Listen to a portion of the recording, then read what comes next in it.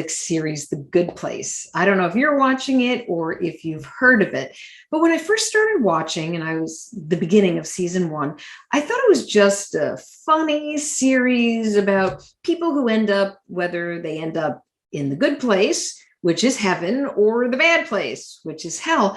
And then as I continued to watch, I recognized it was all about ethics, values, and the choices you make in life. Now, let me give you an example without too many spoilers if you're planning to watch it. The main character, Eleanor, she makes some really bad choices in her life. She is not a good person. She doesn't respect anybody. All she cares about is herself. She lies all the time. She is rude. She's irresponsible. I think she might even steal. And she can't even do the right thing when she's taking care of an innocent animal, a dog that she's supposed to be watching. So that gives you an idea of Eleanor. And she actually, there's a mistake that happens, and she ends up in the good place. Well, when she's there, what's interesting is that she's paired with an ethics professor. And this is her soulmate, because everybody is paired with somebody who is their soulmate. And this ethics professor teaches her how to be a better person. And she makes the choice to be a better person.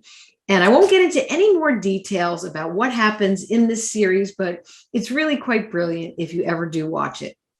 But what I will tell you is that when it comes to your ethics and values, it is all about choice. It's a personal choice. And then you take those choices into the business realm, and it suddenly becomes also a business practice. And here's where you have to think about when you make a decision, whether it's in your life or in business, there's a compound effect. If you make a lot of good choices, then things will get better and better and better. And if you make some poor choices, things can get worse and worse and worse. So when it comes to your ethics and values and going by the do no harm or doing well by doing good principles, it's a way for you to do a few things when you're making a decision. So here's some of the ways that you can make better choices when you're evaluating a decision. First off is always, no matter how much pressure you're under, just take a pause, because really when you're under so much pressure, that's when mistakes happen and you make poor decisions. You take a pause, set your level to calm, do a lot of breathing. You want to ask questions and get as much information as you can, different perspectives. And as you do this, there are people probably in your world or in business around you who have relevant experience, who might be able to help, and you want to take advantage of those really smart people. You also want to, as you quiet yourself down, trust your inner ethics GPS. And that's based on your belief system and your knowledge and ways that you've gathered information and have made good choices before. And here's one more thing that you can do, which is really important.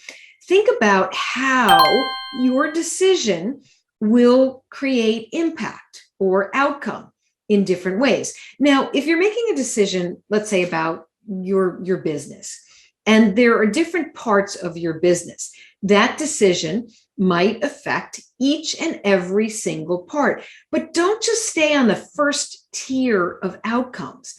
Go to the next tier and think how, with that particular decision and outcome, that the parts of the business will then have to interact together.